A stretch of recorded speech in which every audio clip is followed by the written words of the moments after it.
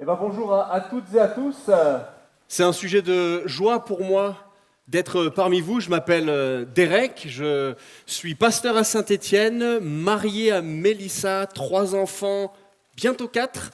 Elle est enceinte de 8 mois, le bébé arrive. Et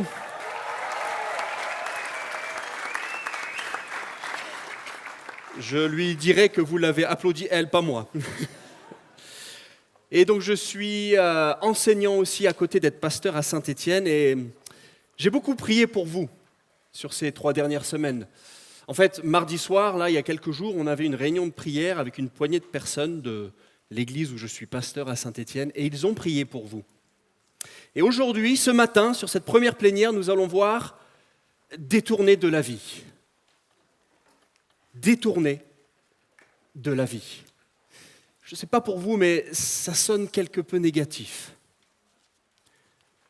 Oui, nous sommes détournés de la vie. Et j'aimerais vous emmener avec moi ce matin, pour commencer, lors d'un événement quelque peu désagréable. C'était une belle soirée d'automne.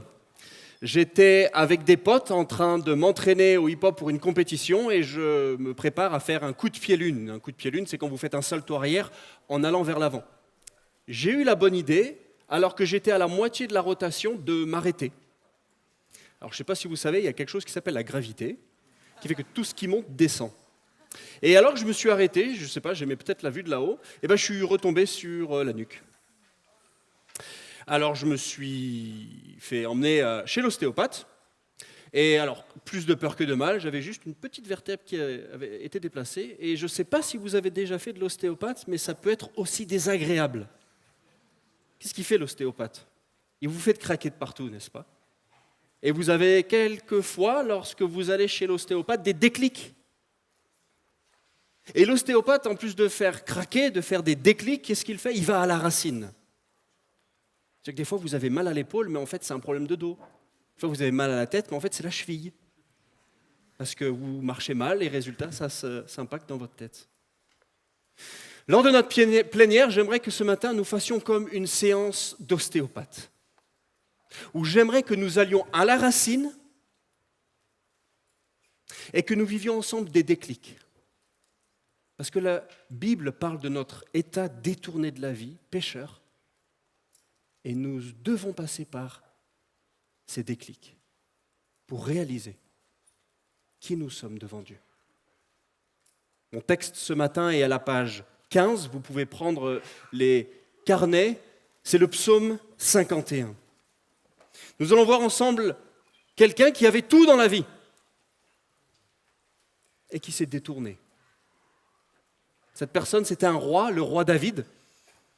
Et vous avez peut-être vu que récemment, il a été remis au goût du jour par une série qui s'appelle La Maison de David, une série qui en ce moment même est sur Amazon Prime.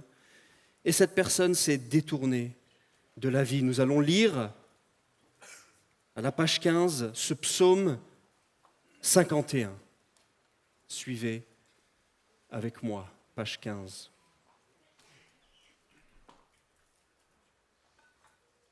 Au chef de chœur, psaume de David, lorsque le prophète Nathan vint chez lui après son adultère avec Bathsheba.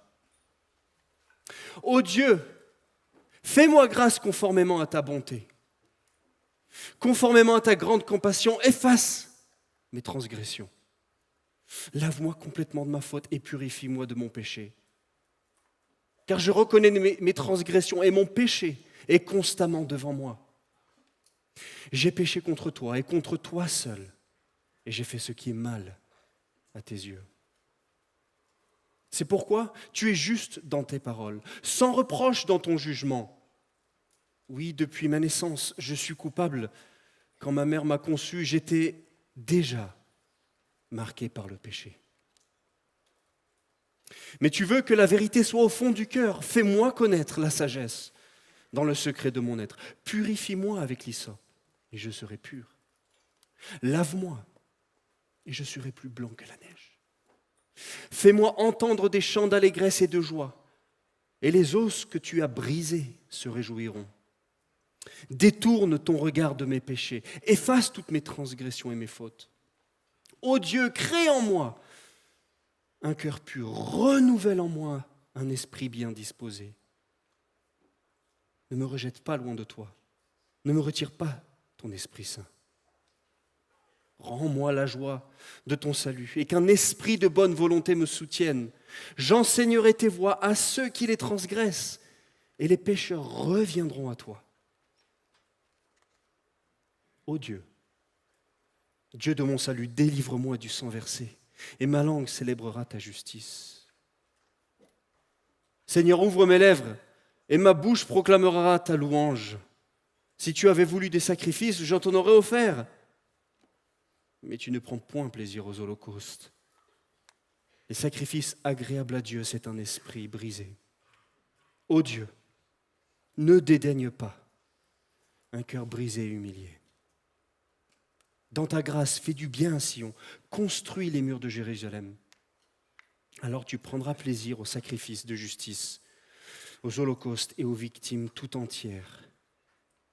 Alors on offrira des taureaux sur ton autel. Jusqu'ici la parole de Dieu. Un psaume, une situation catastrophique, 3 déclics. Un psaume, une situation catastrophique, 3 déclics. Lors de ce psaume, David fait 3 choses.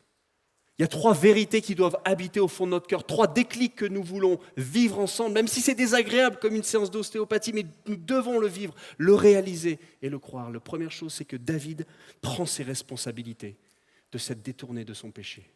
Il plaide coupable. La deuxième chose, c'est qu'il saisit la gravité du péché de s'être détourné de la vie. Et la troisième chose, c'est un peu le déclic qui fait du bien. Vous savez, en fin de séance d'ostéopathe, il y a le déclic qui vous fait « Ah ouais, c'est bon, ça va mieux ». Il prend la bonne direction. Il s'est détourné du péché, il prend la bonne direction. Voyons ensemble ce premier déclic de prendre ses responsabilités. David plaide coupable. Il avoue ses torts, vous l'avez vu avec moi. Il montre qu'il s'est détourné de la vie dans ce qu'il a fait et dans ce qu'il est.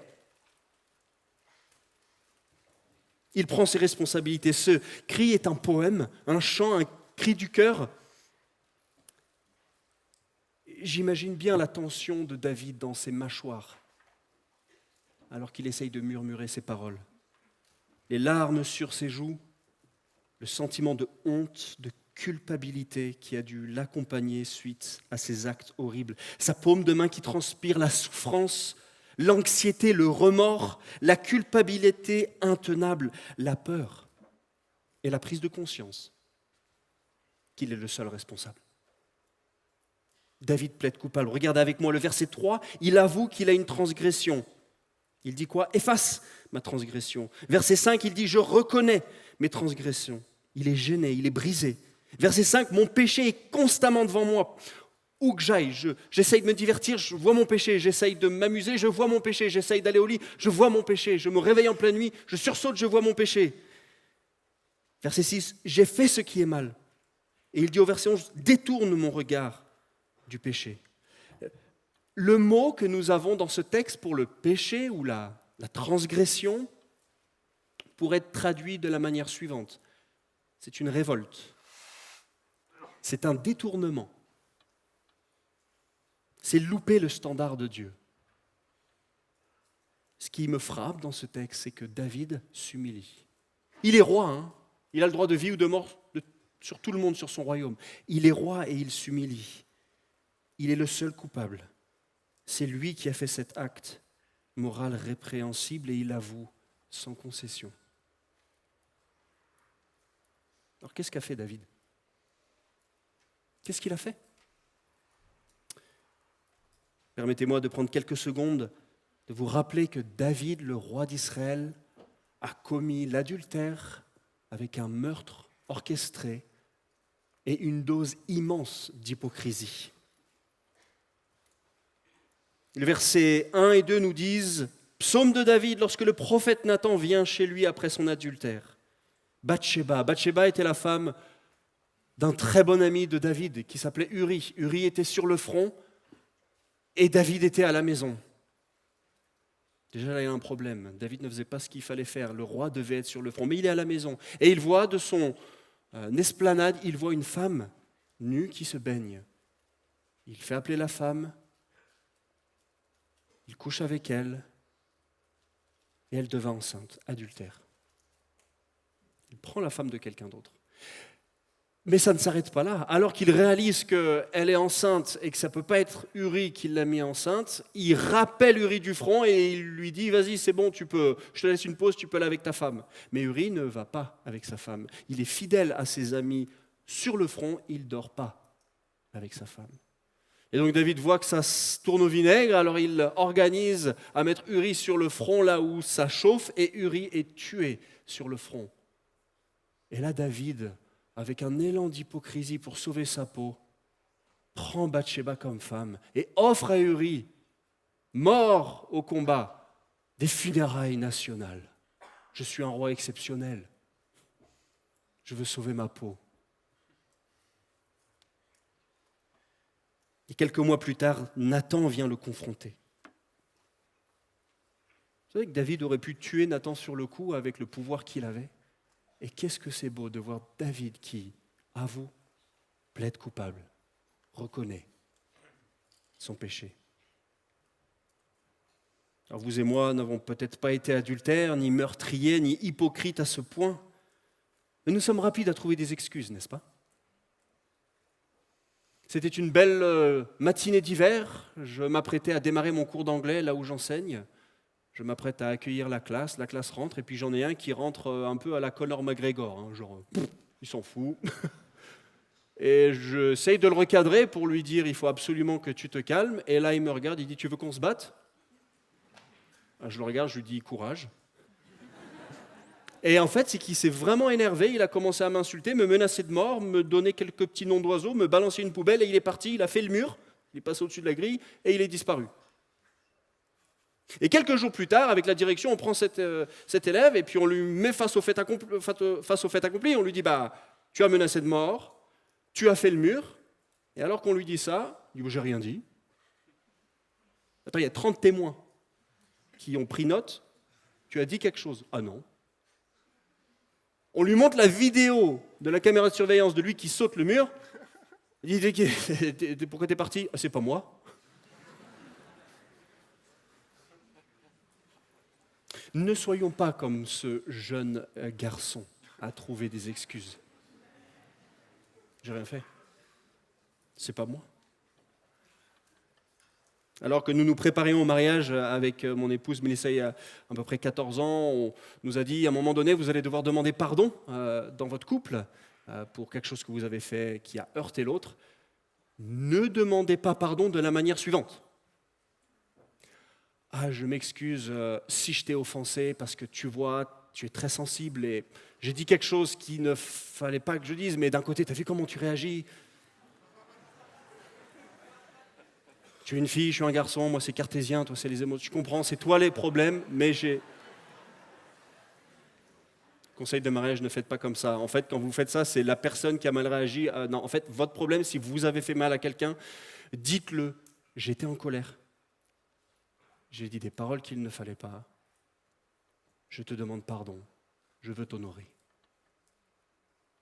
Mais on n'est pas les premiers, nous, à rejeter la faute sur l'autre ou à dire qu'on n'a rien fait. Pensez à nos ancêtres historiques, Adam et Ève.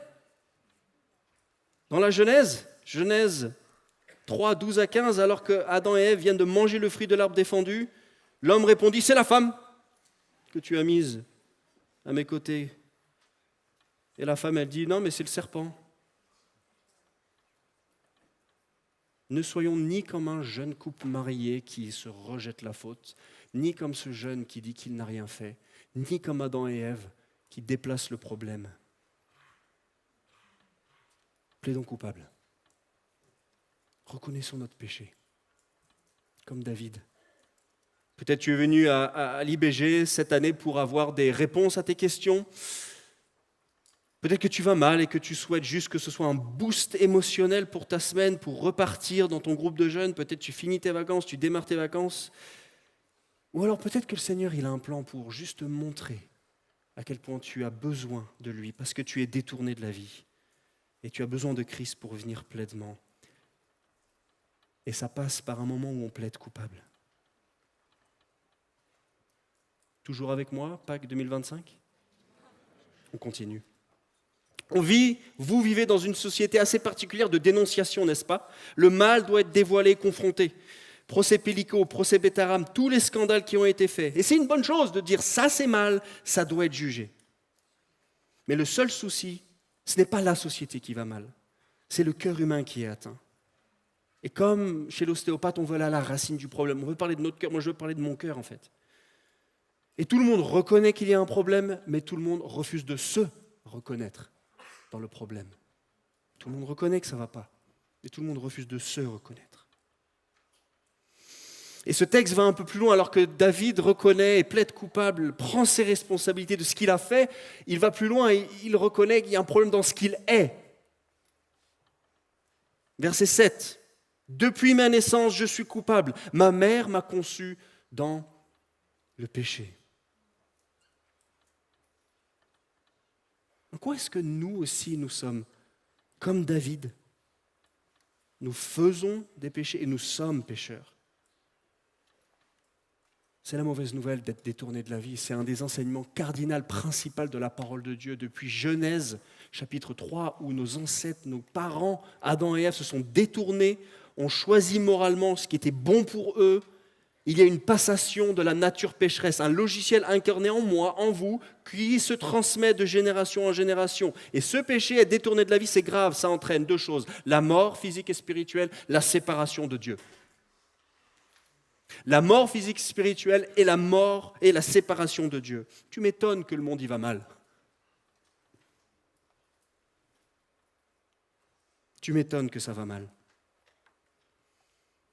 Au XVIe siècle, les réformateurs ont appelé ça la dépravation totale. Il n'y a aucune cellule, aucun bout d'atome en moi sur lequel je puisse m'appuyer pour pouvoir m'en sortir et attirer la faveur de Dieu. Totalement séparé, totalement mort, totalement déchu. La parole de Dieu nous dit, tous sont égarés, tous sont pervertis, il n'y en a aucun qui fasse le bien, pas même un seul. Éphésiens 2,10, vous étiez morts par vos offenses et vos péchés. Alors c'est quoi ça, ce péché ? Développons ensemble quelques secondes ce que c'est cette révolte, cette rébellion en vous, en moi, que je vois. Certes, c'est des actions mauvaises, on vient de le voir. Mais c'est bien plus que ça ne s'arrête pas là. Le péché est plus vaste, le mal est plus profond. Le logiciel est incarné en nous. C'est un état d'esprit aussi, le péché. C'est une disposition de cœur. Cette rébellion, c'est croire que nous pouvons aussi vivre une relation transactionnelle avec Dieu. Je viens à l'IBG pour Pâques et mes 2 semaines après, elles vont bien se passer. Peut-être pas. Croire que par nos bonnes œuvres, nous pouvons avoir une relation transactionnelle avec Dieu, c'est aussi le péché. Et le péché n'est pas uniquement un comportement, c'est une puissance à laquelle nous sommes soumis, si nous vivons par elle. C'est très sournois, c'est très tortueux et je suis le premier à le vivre. Qu'est-ce que nous pouvons faire à partir de ce texte ? Quand nous aussi, là maintenant, tu te dis peut-être « je plaide coupable ». Est-il quelque chose que tu devrais confesser et dire ? Quelque chose qui te paraissait insignifiant ce matin en te levant et ça commence à te gêner ? Arrêtons de dénoncer le mal dans les commentaires, partout sur les réseaux, parce que quand on dénonce avec un doigt, il y en a 3 qui repointent vers nous. Mais peut-être, nous allons à Dieu pour demander pardon. Peut-être, tu devrais aussi écrire ton psaume à Dieu, une lettre de pardon, pour laisser les choses sortir, plaider coupable.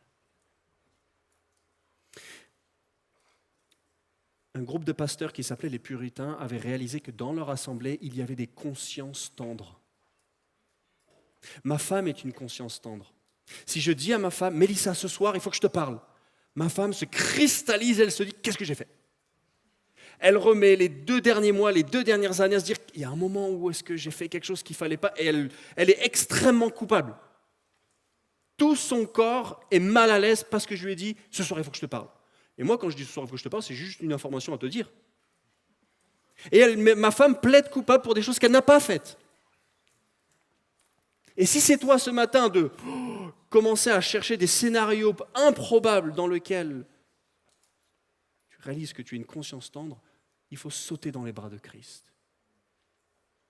Par contre, si jamais tu essayes d'éviter quelque chose là où tu es coupable, il faut prendre ses responsabilités. Le premier crack, le premier clic, prendre ses responsabilités, plaider coupable. Deuxième crack, deuxième clic, saisir la gravité du péché. Saisir la gravité du péché, de s'être détourné de la vie. La gravité du péché ne se mesure pas par des actes, mais la gravité du péché se mesure par la réponse à la question suivante. Qui a été offensé ? Qui a été offensé ? Alors c'est grave que David ait commis l'adultère, meurtre, orchestré, hypocrisie, à en vomir. Mais David va plus loin, il dit « J'ai péché contre Dieu, contre toi et contre toi seul. » J'ai péché contre toi seul. Nous sommes tellement aveuglés par notre intellect, les amis. J'oublie de saisir la puissance, la sainteté, la gloire de Dieu. Le fait qu'on n'est pas du tout dans la même catégorie. Dieu n'est pas une intelligence artificielle boostée qu'on aurait créée. Comme l'a dit Samuel hier, il est hors du temps. Il est éternel. Il n'a pas de début, pas de fin. Il dépasse notre entendement.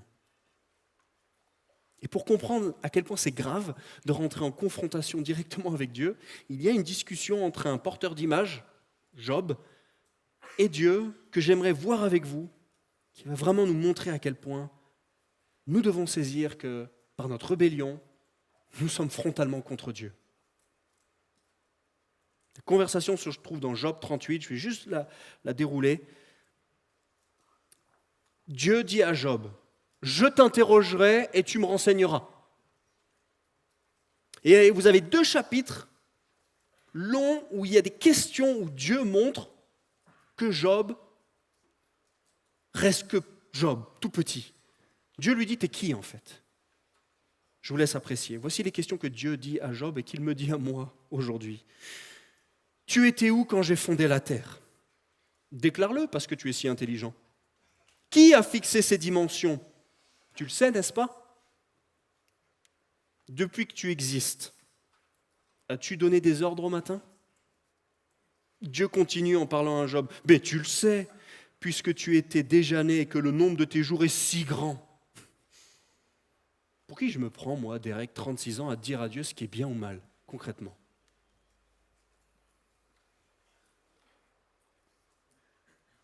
Est-ce toi qui donnes la puissance au cheval, Dieu dit à Job, et qui habille son cou d'une crinière flottante ? Est-ce grâce à ton intelligence que l'épervier prend son envol et déploie ses ailes en direction du sud ? Est-ce sur ton ordre que l'aigle royal prend de la hauteur et place son nid sur les sommets ? Et Dieu termine de cette manière, et c'est absolument bouleversant, foudroyant, presque drôle à la fois quand on réalise l'ironie de se dire « T'as gagné, j'ai perdu ». Le faiseur de reproches, donc Dieu dit à Job, le faiseur de reproches, va-t-il faire un procès au Tout-Puissant ? Celui qui veut corriger Dieu, va-t-il répliquer ? Job répond de la manière suivante et il dit, je ne fais pas le poids, que pourrais-je te répondre ? Je mets la main sur ma bouche. Qui sommes-nous pour dire à Dieu quelles sont les lois morales, objectives qui sont bonnes ? Et le roi l'avait compris, David le comprend, que ce qui avait été donné par Moïse, l'alliance faite par Moïse, ce qui avait été donné, ce qui est bon pour que l'humain fleurisse, tu ne convoiteras pas, tu ne commettras pas d'adultère, tu ne mentiras pas, tu ne tueras pas. Eh bien, briser cette loi, c'est aller clairement contre Dieu. C.S. Lewis, l'auteur de Narnia, l'a bien dit, je cite, « Tant que vous êtes orgueilleux, vous ne pouvez pas connaître Dieu. Un homme orgueilleux regarde toujours les choses et les gens de haut. Eh bien, tant que vous regardez en bas, vous ne pouvez pas voir quelque chose qui est au-dessus de vous. »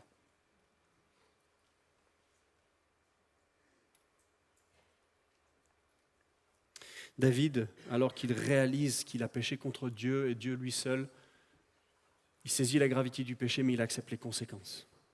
Il dit, tu fais ce que tu veux en fait. Regardez avec moi verset 6. Tu es juste dans tes paroles et sans reproche dans ton jugement. Je ne vais pas aller me battre sur ce qui va m'arriver. Ne rejette pas loin de moi, ne me retire pas ton Saint-Esprit. Il y a quelques années, une personne pousse la porte de mon bureau où je suis pasteur et il me dit, j'ai foiré. Alors il me le dit de manière beaucoup plus vulgaire, mais je ne vais pas le dire. Il me dit, j'ai foiré. Aidez-moi, je vais tout vous dire et vous faites ce que vous voulez avec moi. Je suis empêtré dans une situation sans dessus-dessous, je suis coupable et je vais tout vous dire. Là, je l'ai regardé avec un regard mais d'amour et de compassion. Je lui dis, tu vois, là, on est dans la même équipe. On est dans la même équipe, on va te sortir de là. Okay? Je t'écoute. Des heures de larmes, des heures de tension, des décennies de situations empêtrées. Pourquoi je dis ça? Parce que quand on joue avec le péché, quand on se laisse aller, ça a des conséquences. Dans ta vie, dans ta famille, dans ton corps. Et même si, alors que nous sommes chrétiens, si tu es chrétien, et tu as placé ta confiance en Jésus et ton péché est réglé à la croix, on peut prendre des mauvaises décisions dans notre vie et ça a des conséquences terrestres. Flirter avec la porno va affecter ton état psychologique et la manière dont tu regardes les filles. Rouler en état d'ivresse va peut-être te mener à avoir des conséquences terrestres. Si tu es accro aux écrans, tu auras peut-être moins de vitalité, tu auras peut-être des problèmes de vue.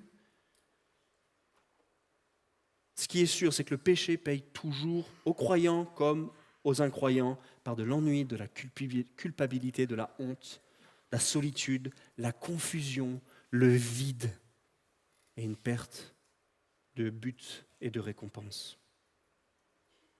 Et pour David, les conséquences elles sont fortes. L'enfant va mourir, son royaume va se diviser et la descendance de David va se retourner contre lui, ses propres enfants. Et si vous regardez ce que ces enfants et les enfants ont fait au niveau moral, c'est la décadence totale. Alors quand on reconnaît qu'on est contre Dieu et qu'il y a des conséquences, fuir et mettre à mort prennent tout leur sens. Quand dans 1 Corinthiens 6, 18, fuyez l'immoralité sexuelle. On n'est pas là pour être frontalement contre l'immoralité, on doit la fuir. Un peu plus loin, regardez-vous comme mort au péché dans Romains 6. Mort au péché et vivant en Christ. Alors ça veut dire quoi pour nous? Peut-être couper son téléphone plus tôt le soir. Peut-être ne pas répondre à ce garçon ou à cette fille. Et peut-être prendre 5 minutes matin, midi, soir pour contempler qui est Dieu en lisant les Écritures. Chers amis, le diagnostic est posé. C'est pas très agréable, n'est-ce pas? Il est sévère. Nous sommes séparés de Dieu, nous devons plaider coupable et nous devons saisir la gravité du péché.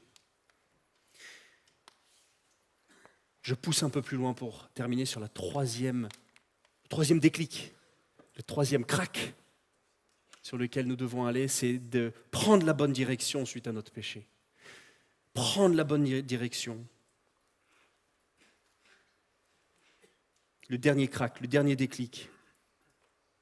Alors que Samuel vient voir David, on voit que David confesse son péché, le reconnaît, et il vient auprès de Dieu pour trouver la grâce, la compassion pour être restauré, pardonné.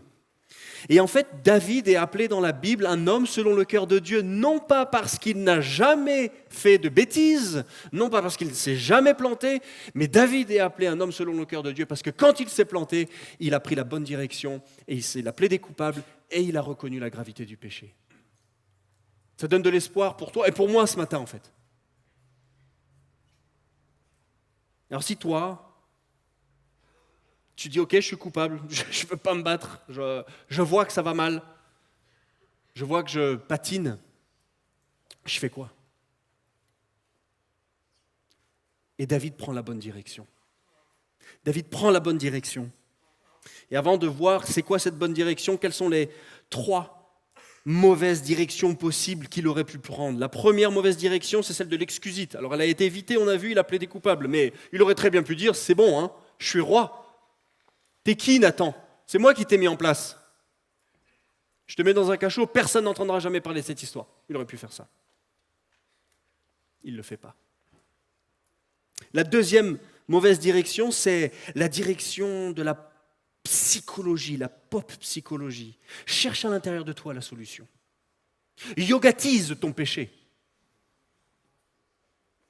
Cherche le bonheur et le plaisir en toi, cherche en toi la réponse. La solution se trouve là, en toi, dans la nature, dans les arbres, dans le développement personnel. Il n'a pas pris cette mauvaise direction. Il a évité l'excusite, il a évité la pop psychologie. Il a aussi évité une troisième direction, c'est la direction de la religiosité. David aurait pu dire, Seigneur, ce n'est pas 150 psaumes que je vais te composer, 1500. Avec ça, ça va bien se passer, non? Je ne vais pas impacter mon royaume, mais tous les autres royaumes, tu verras. Je vais contrebalancer un petit peu de bien et croire, si tu demeures dans cette conviction que tu peux contrebalancer les choses, ce n'est pas possible. Dieu ne peut pas être attiré par notre faveur, par nos bonnes œuvres. Alors qu'est-ce qu'il fait David? Il prend la bonne direction, il se tourne vers Dieu, source de vie, source de toute vie. David fonce à Dieu et il a écrit ce psaume tel que nous venons de le lire. Il est coupable, il est honteux. Et en fait, ça peut paraître contre-intuitif parce qu'on se dit « Waouh, j'ai péché contre Dieu, je vais partir loin de lui parce que justement, il faut que j'évite. » Et c'est contre-intuitif, mais il faut aller à Dieu. Tu es sale, mais vas-y. J'ai offensé Dieu, je mérite d'être mis dehors, d'être coupé de sa présence. Et on croit, je vais régler ma vie d'abord là, et je vais venir voir Dieu après. Non. C'est là la beauté de l'évangile. C'est là la beauté de la bonne direction qu'il prend. C'est que justement, il va à Dieu, il va reconnaître. Et c'est ce qui me rend le plus heureux avec mes enfants quand ils font une bêtise, que je sois conscient ou pas conscient de leur bêtise, c'est quand ils viennent vers moi et me disent « Papa, je mérite vraiment, vraiment que tu me corriges là. » Je dis « Qu'est-ce qui se passe ?»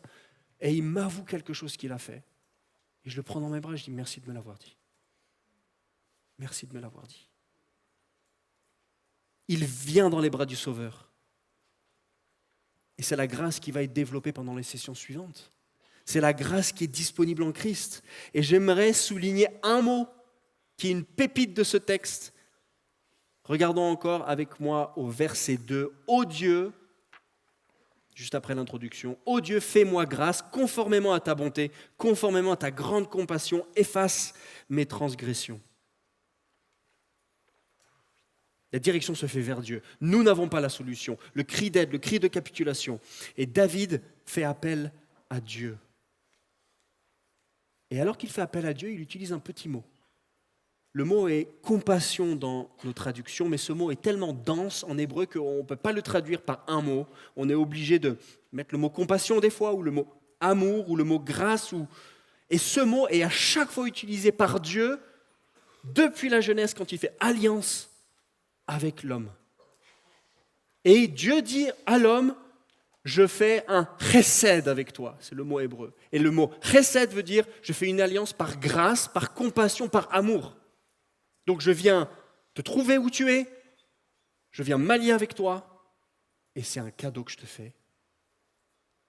C'est une compassion que je te donne. Et c'est moi qui vais faire pour toi. Vous savez, le chesed dans ce mot compassion, vous savez ce que c'est? Je vais vous dire ce que c'est. C'est un acte d'amour déposé dans une ruine. Un acte d'amour déposé dans une ruine, dans ma vie, dans ce monde. Et ce chesed, cette alliance qu'il fait, vous savez, elle culmine en Christ. Elle culmine dans celui qui a versé son sang. Et c'est ce qui va être vu encore ce matin. Et pour finir, tu n'es pas fichu si tu es comme David. Tu n'es pas à jeter, jeune fille, jeune garçon. Si tu es dans la honte ou l'anxiété, tu es à restaurer. Et c'est pour ça que David a écrit ce psaume. Il le dit à un moment, j'aimerais enseigner la voie aux autres pour pouvoir être restauré. Et c'est bien pour ça qu'on prend ce psaume. Fais appel à Dieu dans son alliance. Ce dernier crack, ce dernier déclic là, c'est celui qui, ça va peut-être un petit peu mieux à la fin, vous savez. Et alors que quand j'étais dans cette soirée d'automne un peu bloqué avec ma vertèbre, l'ostéopathe a fait plusieurs tentatives et la dernière tentative m'a complètement débloqué et j'ai pu vraiment retrouver un fonctionnement normal dans tout mon corps, du moins osseux, et prendre la bonne direction. C'est ce dont nous avons besoin, parce que nous sommes détournés de la vie. On en a besoin alors que nous marchons en tant que disciples. On en a besoin avant que nous découvrions cette grâce en Christ. Et le Seigneur, par son esprit, nous met en mouvement. C'est lui qui convainc de péché, c'est lui qui nous montre, et c'est lui surtout qui nous montre le canot de sauvetage, la solution, Christ.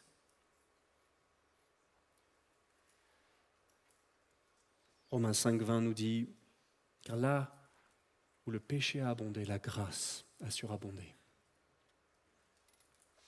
Cette grâce, ce cadeau, de réaliser devant Dieu saint, puissant, que nous pouvons aller à lui, est là pour nous. Je vais prier, nous allons avoir un temps de chant, et vous avez aussi un temps de questions par petits groupes.